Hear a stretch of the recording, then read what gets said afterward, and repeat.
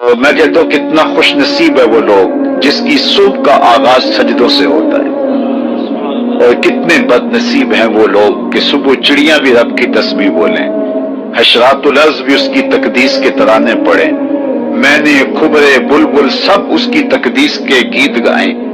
اور حشرات الارض تک اس کی تقدیس کے ترانے پڑھیں،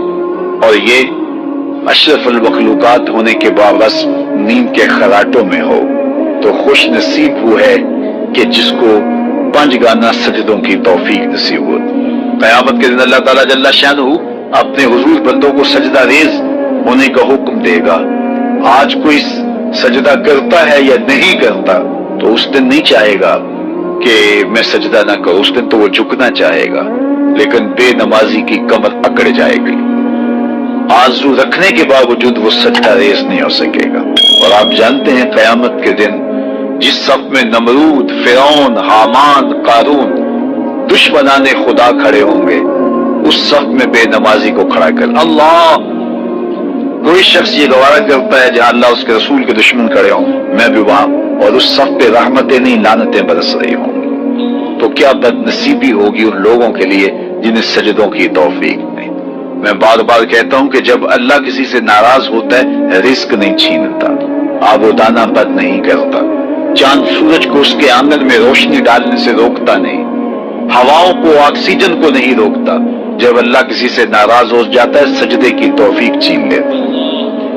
اسے اپنے حضور جھکنے کی توفیق نہیں دیتا، تو اس کی جناب سے سجدوں کی توفیق مانگو۔ خوش نصیب ہیں وہ لوگ جو اپنی زندگی کو سجدوں سے آباد رکھتے ہیں۔ زندگی آمد برائے بندگی،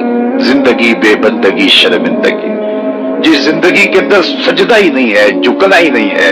وہ زندگی زندگی ہی نہیں، وہ چوپایوں سے بدتر کہلائے گا جو اللہ کے حضور سجدہ ریز ہونا نہیں جانتا۔ یہ درخت حالت قیام میں ہے، چوپائے حالت رکوع میں ہے، یہ مینڈک تشہد کے عالم میں، حشرات الارض سجدے میں ہے، انسان اشرف المخلوقات ہے، اس کی عبادت کو تمام عبادات کا جامع بنایا گیا،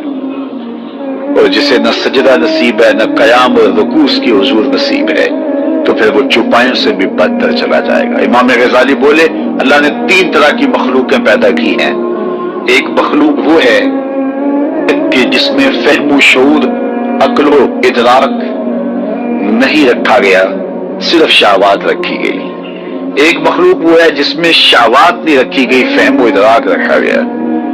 اور تیسری مخلوق وہ ہے جس میں عقل و خرد بھی رکھی گئی ہے اور شہوات کی آزمائش میں بھی ڈالا گیا ہے۔ جس میں صرف شہوات ہیں وہ چوپائے ہیں، بہائم ہیں، حشرات الارض ہیں، جن میں عقل و شعور اور فہم رکھا گیا، شہوات نہیں رکھی گئی، وہ فرشتے ہیں، اور جس میں یہ دونوں چیزیں رکھی گئی ہیں وہ حضرت انسان ہے۔ اب اگر یہ اپنی شہوات کو، خواہشات نفسانیہ کو قابو میں کر لیتا ہے اور عقل و خرد سے کام لیتا ہے تو فرشتوں سے بھی بہتر کہلاتا ہے، اور اگر یہ اپنی خواہشات کا غلام بن جاتا ہے تو چوپایوں سے بھی بدتر۔ اللہ، تو ہم اس راہے پہ کھڑے، اللہ نے ہمیں بتا دیا، خیر کا رستہ بھی بتا دیا، شر کا رستہ بتا دیا، انا ہدیناہ السبیل اما شاکرا و اما کفورا۔ حضرت انسان کو اللہ نے ہدایت سے معلوم نہیں رکھا، یہ واضح میں رکھی ہے، اس کائنات کا پہلا انسان، پہلا نبی بھی ہے، کبھی بھی حضرت انسان کو اللہ نے ہدایت سے محروم نہیں رکھا، اور فطری اور جبلی ہدایت اللہ نے حضرت انسان کے سینے میں رکھی ہے، بلکہ یہ ہدایت جو جبلی ہے یہ تو اللہ نے جانوروں کو بھی دی ہے، ان کی فطرت کے اندر بھی رکھا ہے۔ وہ آپ نے کبھی دیکھا ہو کہ مرغی جب کڑک بیٹھ جائے اور ضد کرے کہ میں اب انڈے نہیں دوں گی تو اس کے نیچے پھر انڈے ڈالے جاتے ہیں، اور وہ پھر 21 دن تک ان انڈوں پر اپنے سینے کی حرارت، گرمی اور توجہ مبذول کرتی، اور آپ جانتے ہیں کہ بطخ کڑک نہیں بیٹھتی، اس لیے کہ بطخ پانی کے بغیر رہ ہی نہیں سکتی، تو بطخ کے بچے حاصل کرنے کے لیے بطخ کے انڈے بھی مرغی کے نیچے ڈالے جاتے ہیں، تو جب مرغی ان انڈوں کو سینچتی ہے اور اپنے سینے کی حرارت اور توجہ دیتی ہے، 21 دن کے بعد ان مردہ انڈوں میں آثار زندگی نمودار ہونے لگتی ہے۔ یہاں رک کے ایک جملہ کہنا چاہوں گا، اور وہ یہ کہ اگر ایک مرغی مردہ انڈوں پہ اپنے سینے کی توجہ مبذول کرے تو ان میں زندگی کے آثار نمودار ہو جاتے ہیں، اور اگر شیخ کامل اپنے مرید کے بیضہ دل پہ توجہ تھے تو وہاں آثار حیات کیوں نمودار نہیں؟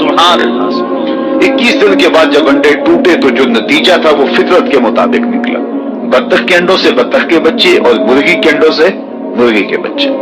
بطخ کے بچوں نے اپنی ماں دیکھی نہیں، جو سیکھنا تھا سمجھنا تھا وہ مرغی سے سیکھنا ہے۔ تو چند دن تو گھر والوں نے بطخ کے بچوں کو اور مرغی کے بچوں کو مرغی سمیت باہر نہیں جانے دیا، چھوٹے ہیں ابھی، کوا مضبوط نہیں ہے، کوئی کوا اچک لے گا، بلی اٹھا لے گی، کوئی گرج اٹھا کے لے جائے گی۔ 2 4 5 دن کے بعد جب ان کے کوا تھوڑے مضبوط ہونے لگے تو گھر والوں نے مرغی کو بچوں سمیت گھر سے باہر نکالا، کھلی جگہ آئی، اس کے آگے جوہر آ گیا۔ جب تالاب آیا تو بطخ کے بچوں نے نہ آؤ دیکھا نہ تاؤ، چھلانگ لگائی اور تیرنے لگے۔ مرغی کے بچے اپنے ہم جولیوں کو اپنی آنکھوں کے سامنے تالاب میں چھلانگیں لگا کے تیرتے ہوئے دیکھ رہے ہیں، لیکن آگے بڑھنے کی ہمت نہیں رکھتی۔ بطخ کے بچوں کو مرغی نے بتایا نہیں، ماں کو انہوں نے دیکھا نہیں، کس نے کہا کہ تم تیرو گے ڈوبو گے نہیں، یہ بازیچہ ہے تمہارا؟ اور مرغی کے بچوں کے پاؤں کس نے باندھ دیے؟ وہ فطری ہدایت ہے جو اللہ نے ہر ایک چیز کے سینے میں رکھی۔ تو جس نے بطخ کے بچے کو بھی ہدایت سے محروم نہیں رکھا ہے تو کیا انسان کو محروم رکھے گا؟ حضور کی مجلس لگی ہے، ہجوم عاشقاں ہے، ایک صحابی کا نام ہے وابصہ بن معبد رضی اللہ تعالیٰ عنہ۔ وہ آئے اور بیٹھ گئے، اور آداب مجلس بھی یہی ہیں کہ جہاں جگہ ملے وہاں بیٹھ جاؤ، لوگوں کی گردنیں پھلانگ کر کے آگے آنے سے روکا گیا ہے۔ صدر مجلس کو اختیار ہے کسی حکمت کے تحت کسی کو آگے بلانا چاہے تو وہ ایک امر آخر ہے، اور جہاں حضور ہوں گے وہاں صدر مجلس کوئی اور تو نہیں ہو سکتا۔ اب آگے کہیں بیٹھے تھے، وابصہ بن معبد آئے اور پیچھے بیٹھ گئے، تو میرے حضور نے کہا ادنو یا وابصہ، وابصہ دور بیٹھے ہو، نیڑے آ جاؤ۔ اٹھے تو قریب آ گئے۔ حضور نے پھر فرمایا وابصہ اور قریب آ جاؤ، حضرت وابصہ اور قریب آ گئے۔ تیسری مرتبہ پھر فرمایا وابصہ اور نیڑے آ جاؤ، حضرت وابصہ خود کہتے ہیں میں اپنے مقدر پہ قربان جاؤں، میں اتنا نیڑے ہوا، اتنا قریب ہوا کہ میرے گھٹنے حضور کے گھٹنوں سے چھونے لگے۔